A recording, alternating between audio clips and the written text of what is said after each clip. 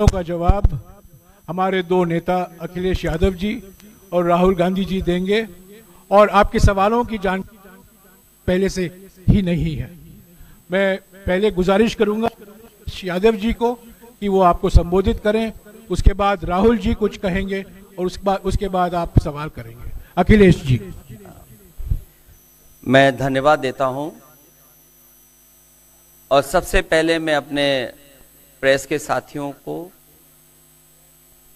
आपके माध्यम से पूरे देश और प्रदेशवासियों को मैं रामनवमी की बहुत बहुत बधाई और शुभकामनाएं देता हूं।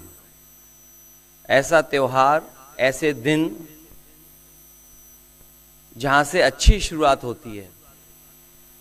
मुझे खुशी है इस बात की कि आज कांग्रेस पार्टी के नेता राहुल गांधी जी और समाजवादी पार्टी की आज हम मिलकर के प्रेस कर रहे हैं। पहले चरण का चुनाव उत्तर प्रदेश का होने जा रहा है और जो पश्चिम से हवा चल रही है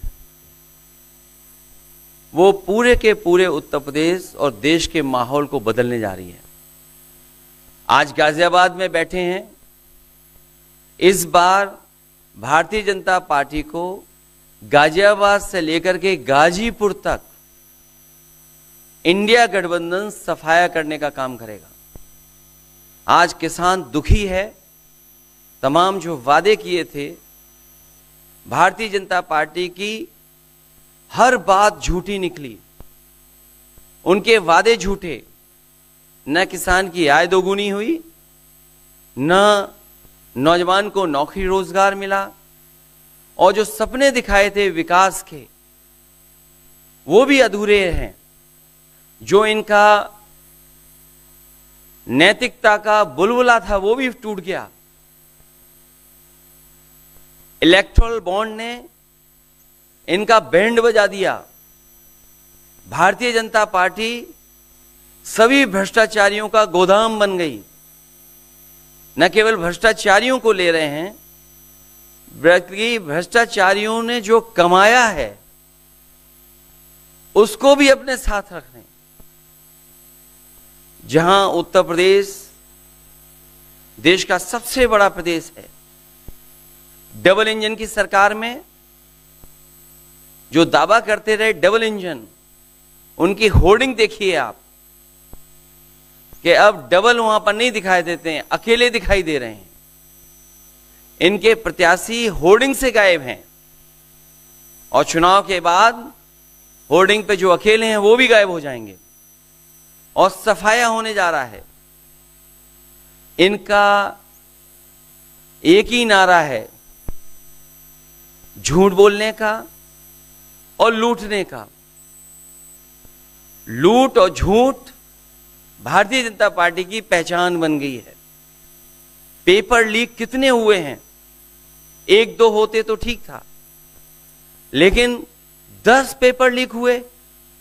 और मैंने कई मौकों पर वो बात बताई कि अगर एक परिवार के हम केवल 3 सदस्यों को मान लें, जिस व्यक्ति ने परीक्षा लिखने की तैयारी की, जो परीक्षा नहीं दे पाया पेपर लीक के कारण, और उसके मां बाप को अगर हम जोड़ लें तो ऐसे 60 लाख नौजवान हैं।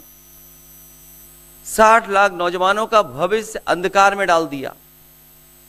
और अगर 60 लाख का गुणा करें हम 3 से, 1 करोड़ 80 लाख, और 1 करोड़ 80 लाख को अगर हम डिवाइड कर दें 80 लोकसभाओं से, तो भारतीय जनता पार्टी का 2,25,000 वोट हर लोकसभा में कम हुआ है। इसलिए एक भी वोट बट ना पाए। जहां हमें मतदान करना है वहीं मतदान के दिन हमें सावधान भी रहना है। अगर हम सावधान रह करके मतदान करेंगे और अपने बूथ की चौकीदारी करेंगे तो भारतीय जनता पार्टी का सफाया होगा। आने वाले चुनाव में, ये देश का चुनाव है, देश की जनता बदलाव चाहती है और बदलाव की हवा पश्चिम से उत्तर प्रदेश से चल रही है।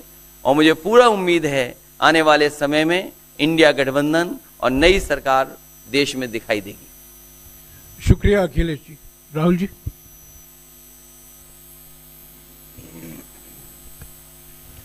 नमस्कार। रामनवमी की आप सबको, देश को बहुत बहुत शुभकामनाएं। ये चुनाव विचारधारा का चुनाव है। एक तरफ आरएसएस और बीजेपी जो संविधान है, लोकतांत्रिक सिस्टम है, उसको खत्म करने की कोशिश कर रही है, और दूसरी तरफ इंडिया गठबंधन, कांग्रेस पार्टी संविधान को, लोकतंत्र को डिफेंड करने की कोशिश कर रही है, उसकी रक्षा कर रही है।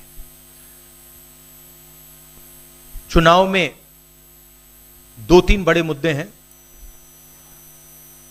सबसे बड़ा बेरोजगारी, दूसरे नंबर पर महंगाई, भागीदारी। मगर बीजेपी 24 घंटा डिस्ट्रैक्शन करने में लगी रहती है। कभी प्रधानमंत्री समुद्र के नीचे चले जाते हैं, कभी आसमान में सी प्लेन पे चले जाते हैं, मगर जो मुद्दे हैं उनके बारे में ना प्रधानमंत्री ना बीजेपी बात करती है। कुछ दिन पहले प्रधानमंत्री ने एएनआई को बहुत लंबा इंटरव्यू दिया। स्क्रिप्टेड था मगर फ्लॉप शो था। प्रधानमंत्री जी ने उसमें इलेक्टोरल बॉन्ड्स समझाने की कोशिश की। प्रधानमंत्री जी कहते हैं कि इलेक्टोरल बॉन्ड्स का सिस्टम ट्रांसपेरेंसी के लिए लाया गया, राजनीति को साफ करने के लिए लाया गया। अगर यह सच है तो उस सिस्टम को सुप्रीम कोर्ट ने रद्द क्यों किया? और दूसरी बात, अगर आप ट्रांसपेरेंसी लाना चाहते थे तो जिन लोगों ने आपको पैसा दिया, बीजेपी को पैसा दिया, हजारों करोड़ रुपए दिए, उनका नाम आपने क्यों छुपाया था? और जिन तारीखों पे उन्होंने आपको पैसा दिया उसको आपने क्यों छुपाया था? पता लगता है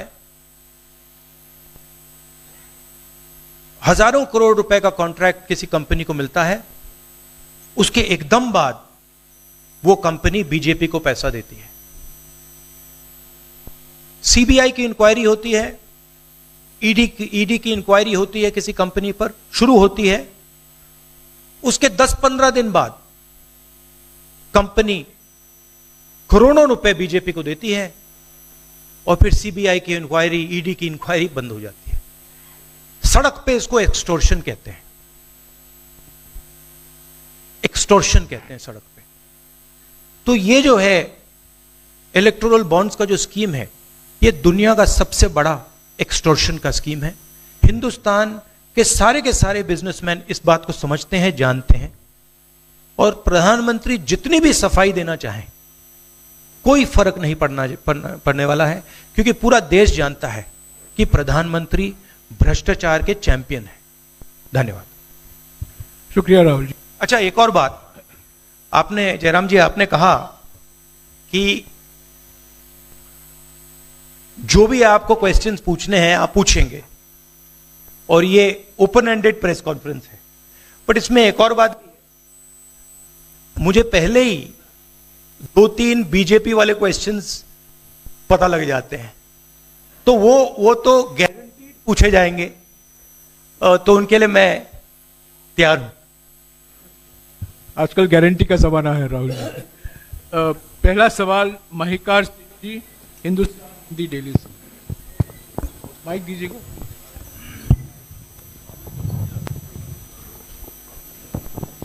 राहुल जी, स्वागत है आपका।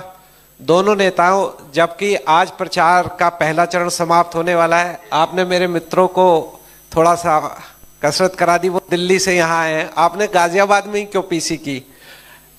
यूपी और दिल्ली छोड़ के गाजियाबाद में पीसी हो रही है। दूसरा सवाल ये है राहुल जी से कि लोग तो गुजरात छोड़कर पीएम बनने के लिए बनारस आते हैं, आप बाय नाइट चले गए, तो क्या अमेठी या रायबरेली से आप लड़ेंगे? ये बीजेपी वाला क्वेश्चन है, ये पत्रकार का सवाल। पहले ही opening ball BJP question. Very good, शाबाश। देखिए, अमेठी की बात कांग्रेस का डिसीजन है, जो भी मुझे ऑर्डर मिलेगा मैं वो करूंगा। सीईसी मीटिंग, हमारी पार्टी में सीईसी मीटिंग्स में ये डिसीजन लिए जाते हैं। बट पहला बीजेपी का question, good question, thank you. Amar Ujala से निशा, आप थोड़ा शांत हो जाइए यहाँ प्लीज। बहुत बहुत स्वागत है। मेरा सवाल आपसे ये है कि यूपी में न केवल यूपी में बल्कि पूरे देश में इस बार कांग्रेस ने अपने बहुत कम प्रत्याशी 268 अभी तक सामने आए हैं, और यूपी में तो 80 सीटों के मुकाबले केवल 17 सीट हैं। ऐसा क्यों? क्या ऐसा मान के चल रही है कांग्रेस कि आप कमजोर चल रहे हैं, या यूपी में कमजोर है कांग्रेस इसलिए सपा या आपके गठबंधन बाकी सहयोगी पार्टी सीट नहीं देना चाह रही हैं? नहीं, हमने डिसीजन लिया है कि इंडिया गठबंधन चुनाव लड़ेगा, और हमने सीट शेयरिंग की है, और ओपन माइंडेड तरीके से दिल खोल के हमने सीट शेयरिंग की है। हम चाहते हैं कि थोड़ी सी हम फ्लेक्सिबिलिटी दिखाएं और ओपन माइंडेड तरीके से हम चुनाव लड़ें, इसीलिए हमने स्पेस अपने पार्टनर्स को दी है, बट इसका कोई कमजोरी का मतलब नहीं है। पीटीआई से अनवर। राहुल जी, मेरा सवाल आपसे है कि पिछले बार जो आप दोनों लोगों का गठबंधन था वो सफल नहीं हो सका उत्तर प्रदेश में। एक बार फिर आप लोग साथ आए हैं, और प्रधानमंत्री ने पिछले दिनों कहा कि ये 2 लड़कों की फ्लॉप फिल्म है जो इस बार भी फ्लॉप होगी। तो आगे आप क्या उम्मीद कर रहे हैं इस गठबंधन से? उत्तर प्रदेश में कितनी सफलता मिलेगी और कितनी सीटों की उम्मीद है इस बार आप लोगों को? देखिए, मैं सीट्स का प्रेडिक्शन तो नहीं करता हूं, जनरल बात कह सकता हूं कि बीजेपी को मुझे लग रहा था 15-20 दिन पहले कि 180 तक जाएंगे, अब मुझे लग रहा है 150 तक जाएंगे। हर स्टेट में हमें रिपोर्ट मिल रही है कि हमारा चुनाव इंप्रूव कर रहा है और अंडर करंट है। जहां तक गठबंधन की बात है, यूपी गठबंधन की बात है, बड़ा पावरफुल गठबंधन है और बहुत अच्छा परफॉर्मेंस होगा हमारा उत्तर प्रदेश में। दैनिक जागरण से आदित्य त्रिपाठी। आप दोनों का बहुत बहुत स्वागत है। मेरा प्रश्न यह है कि उत्तर प्रदेश में एनडीए गठबंधन रोकने के लिए आपकी क्या रणनीति है? सॉरी, क्या? उत्तर प्रदेश में एनडीए गठबंधन को रोकने के लिए आपकी क्या रणनीति आप दोनों लोगों की? उत्तर प्रदेश में नेशनल लेवल पे मैं आपको हमारा फाउंडेशन बता देता हूं, और वही आइडियाज हम उत्तर प्रदेश में भी चलाएंगे। देखिए, पिछले 10 सालों में नरेंद्र मोदी जी ने नोटबंदी करके, गलत जीएसटी लागू करके, और जो बड़े बड़े अरबपति हैं, अदानी जी हैं, उनका पूरा सपोर्ट करके जो रोजगार पैदा करने का सिस्टम था उसको उन्होंने खत्म कर दिया है। तो सबसे पहला काम जो रोजगार हिंदुस्तान के युवाओं को मिलना चाहिए, उसको एक बार फिर स्ट्रेंथन करने का है। उसके लिए हमने अपने मैनिफेस्टो में 2-3 आइडियाज दिए हैं। एक आइडिया रेवोल्यूशनरी आइडिया है, राइट टू अप्रेंटिसशिप। तो जो अमीर घर के बच्चे होते हैं वो अप्रेंटिसशिप करते हैं, ट्रेनिंग मिलती है, पेड ट्रेनिंग होती है। तो हमने डिसाइड किया है कि हिंदुस्तान के उत्तर प्रदेश के सब ग्रेजुएट्स को, डिप्लोमा होल्डर्स को हम अप्रेंटिसशिप का अधिकार देंगे। जो भी अप्रेंटिसशिप करना चाहेगा उसको प्राइवेट सेक्टर में, पब्लिक सेक्टर में, सरकार में अधिकार मिलेगा, अप्रेंटिसशिप का अधिकार मिलेगा, ट्रेनिंग होगी और 1 लाख रुपए साल का, 8,500 रुपए महीने का उस युवा के बैंक अकाउंट में हम डालेंगे। और ये करोड़ों युवाओं के लिए हम अधिकार दे रहे हैं। इससे एक ट्रेन्ड मैन पावर तैयार होगा, प्राइवेट कंपनीज को भी इसका फायदा होगा, सरकार को भी इसका फायदा होगा, और एक प्रकार से युवाओं के लिए ये एक जॉब मार्केट में एंट्री का सिस्टम हो जाएगा। दूसरी चीज 30 लाख सरकारी रोजगार हैं जो नरेंद्र मोदी भर नहीं रहे हैं, वो वैकेंसीज हम युवाओं को देने जा रहे हैं। पेपर लीक की बात हुई है, उसके लिए हम कानून बनाएंगे, उसको हम खत्म कर देंगे। तो ये बात हुई युवाओं की। एक और हमारा आइडिया, क्रांतिकारी आइडिया, और ये उत्तर प्रदेश की महिलाओं को बहुत फायदा मिलेगा इससे। हर गरीब परिवार की हम लिस्ट बनाएंगे और हर गरीब परिवार में से हम एक महिला को चुनेंगे और उसके बैंक अकाउंट में महीने के 8,500 रुपए, साल के 1 लाख रुपए सरकार हर महीने बैंक अकाउंट में डालने जा रही है। किसानों की बात, किसान सिर्फ 2 चीजें मांग रहा है। नरेंद्र मोदी से 10 साल मांगा, हमें सही दाम दिलवा दीजिए, और जैसे आपने 16 लाख करोड़ रुपए, मतलब 24 साल का मनरेगा आपने अदानी जैसे लोगों का माफ किया, वैसा ही आप हमारा भी माफ कर दीजिए। और नरेंद्र मोदी मना करते हैं, उन पर फायरिंग करवा देते हैं, उनको डरा देते हैं। तो हमने लीगल एमएसपी का निर्णय ले लिया है। हिंदुस्तान में पहली बार लीगली गारंटीड एमएसपी होगी और हम उनका, किसानों का कर्जा माफ करने जा रहे हैं। यही मेन मुद्दे हैं चुनाव में। बीजेपी का मैनिफेस्टो देखेंगे तो उसमें आपको उसका जो फाउंडेशन है, 2 चीजें हैं। एक कि वो शायद 10-15 साल बाद ओलंपिक गेम्स इंडिया लाएंगे, और दूसरा 1 या 2 व्यक्तियों को वो चांद पे पहुंचा देंगे। तो ये बेसिकली चुनाव चल रहा है। शुक्रिया राहुल जी। अगले 3-4 सवाल आप कृपया अखिलेश जी से पूछेगा। ANI से शालिनी।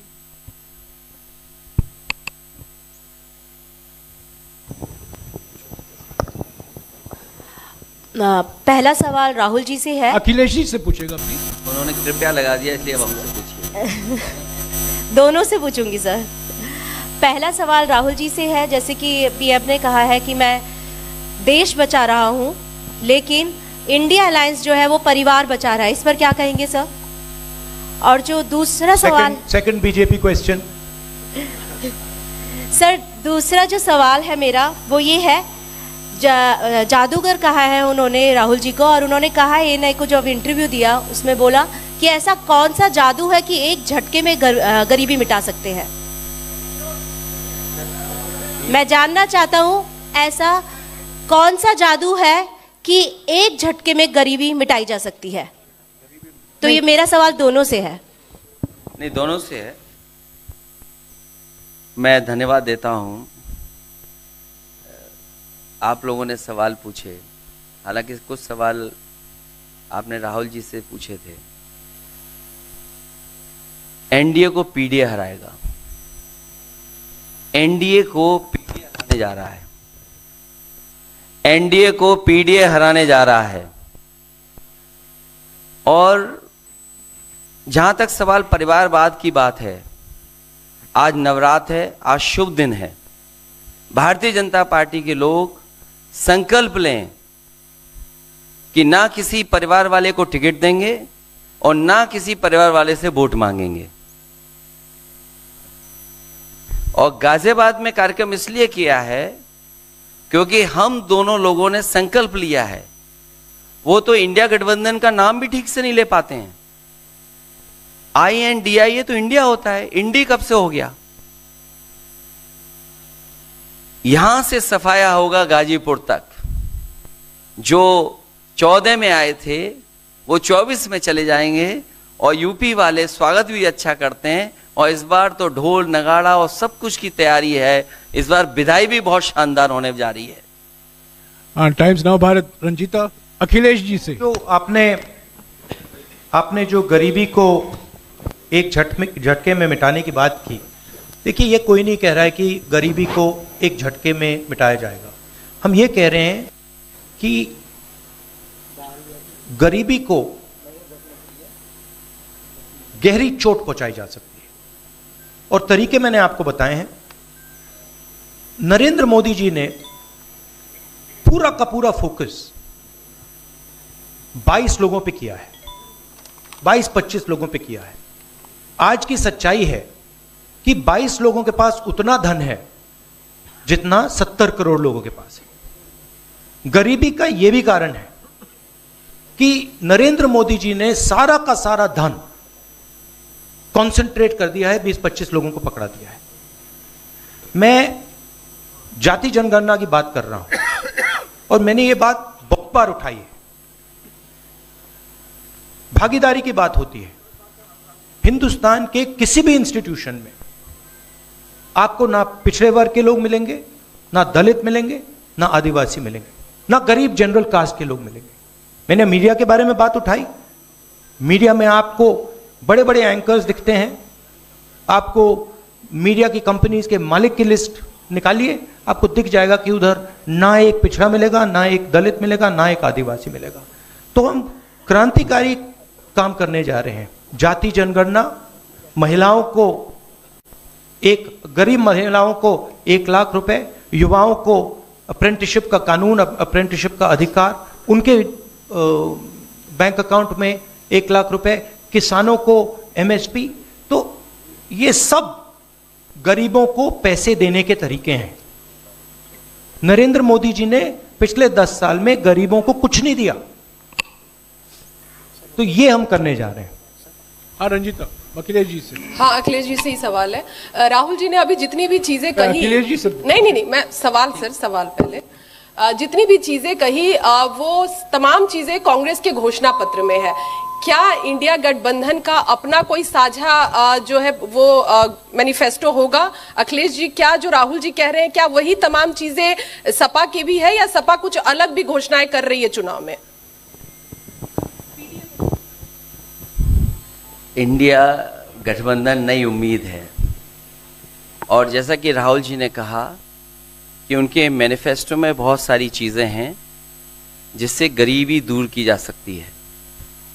उसी से जोड़ करके मैं ये कहना चाहता हूँ कि जिस समय हमारा देश का किसान खुशहाल हो जाएगा, जिस दिन देश के किसान को अपनी लाभकारी मूल्य मिलने लगेगा फसल का, और मैं समझता हूँ जितने भी राजनीतिक दल हैं और खासकर जो इंडिया गठबंधन के साथी हैं, वो ये बात कह रहे हैं कि हम एमएसपी की गारंटी देंगे या किसानों को लाभकारी मूल्य देंगे, और जिस दिन भारत सरकार किसानों की आय बढ़ा देगी, गरीबी दूर होना शुरू हो जाएगी।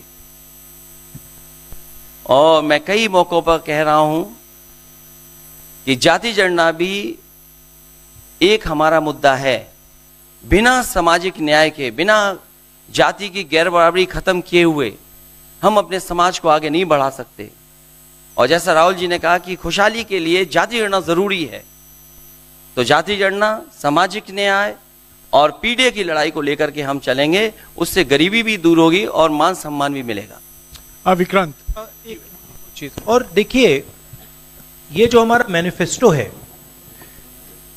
ये जरूर कांग्रेस पार्टी का मैनिफेस्टो है, मगर इसमें जो आइडियाज हैं वो इंडिया गठबंधन उनकी आइडियोलॉजी के आइडियाज हैं। और अगर समाजवादी पार्टी का कोई सजेशन हो या किसी और भी इंडिया गठबंधन की पार्टी का सजेशन हो, उसको हम सब ऑन बोर्ड करेंगे। तो हमारा मतलब जॉइंटली काम होता है। हम बातचीत करके, कंसल्ट करके काम करते हैं और फ्लेक्सिबिलिटी दिखाते हैं। और हम लोग G20 की तरह नहीं है, केवल 2 का चलता हो, बाकी सब 0 हो। अखिलेश जी समझने में वक्त लगेगा। अखिलेश जी, G20। अखिलेश जी एक मिनट अखिलेश जी को बुलाया है। अखिलेश जी राहुल जी आप दोनों लोग अखिलेश जी सामने अखिलेश जी राहुल जी आप दोनों लोग 2017 में साथ आए थे, दोनों ने लखनऊ में प्रेस कॉन्फ्रेंस भी की थी, लेकिन 19 और 22 में आप दोनों अलग अलग हो गए, 24 में फिर साथ आए हैं। आखिर क्या वो मोमेंट क्या था जब दोनों के दिल में आया कि हाँ हमको साथ आना चाहिए, जरूरी है? 7 साल बाद दोनों के दिल में कब ये मोमेंट आया कि हाँ चलना है साथ? मूवमेंट क्यों बताना, हम साथ आ गए और साथ आ गए, यही मूवमेंट है। चलिए साथियों,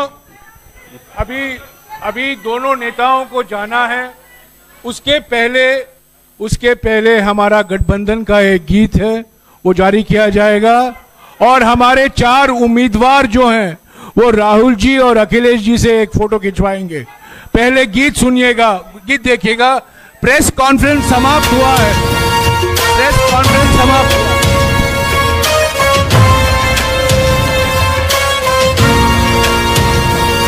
गठबंधन है ये इंडिया का गठबंधन है, गठबंधन है ये इंडिया का गठबंधन है।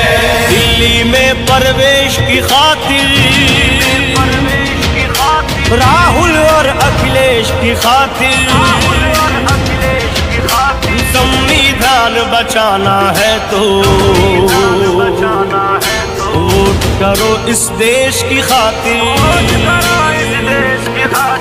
उम्मीद किसानों की इनसे,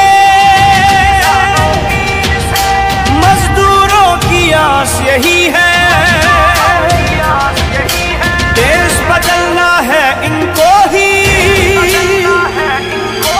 बहनों का विश्वास यही है, जन जन की आवाज यही है।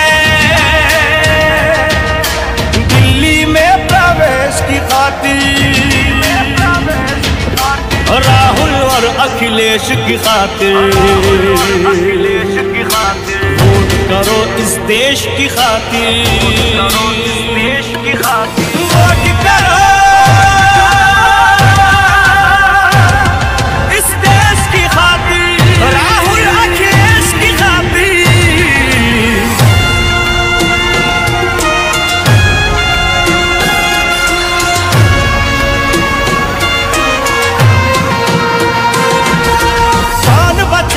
लोकतंत्र को अब तो इन्हीं से आशा है, सच पूछो तो इनका जीवन समाजवाद की परिभाषा है। अब भारत का नारा यही है, दिल्ली में प्रवेश की खातिर राहुल और अखिलेश की खातिर वोट करो इस देश की खातिर। गठबंधन है ये इंडिया का गठबंधन है, गठबंधन है ये इंडिया का गठबंधन है।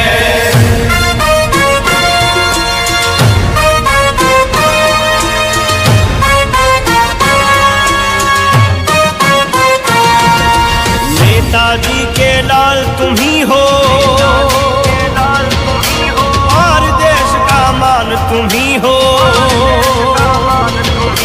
कृष्ण कन्हैया के वंशज हो, यदुकुल का सम्मान तुम ही हो। अब धर्म युद्ध को लड़ना है तो दिल्ली में प्रवेश की खातिर राहुल और अखिलेश की खातिर वोट करो इस देश की खातिर। गठबंधन है ये इंडिया का गठबंधन है, गठबंधन है ये इंडिया का गठबंधन है।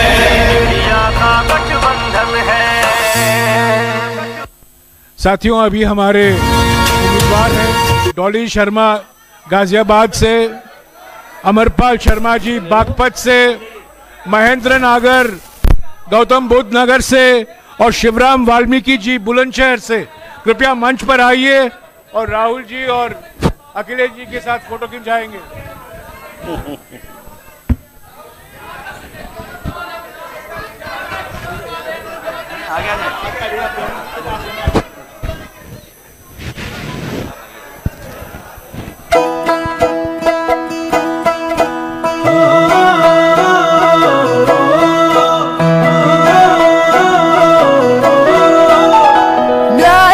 बात करे देश की जरूरत है, हक की जो बात करे देश देता हिम्मत है। युवाओं में जाकर एक जज्बा जगाकर हम नौकरियां पक्की करेंगे, किसानों के हक में जुड़े हम रहेंगे, हर एक की तरक्की करेंगे। आबादी है आधी पर हक पूरा रखते हैं, घर भी चला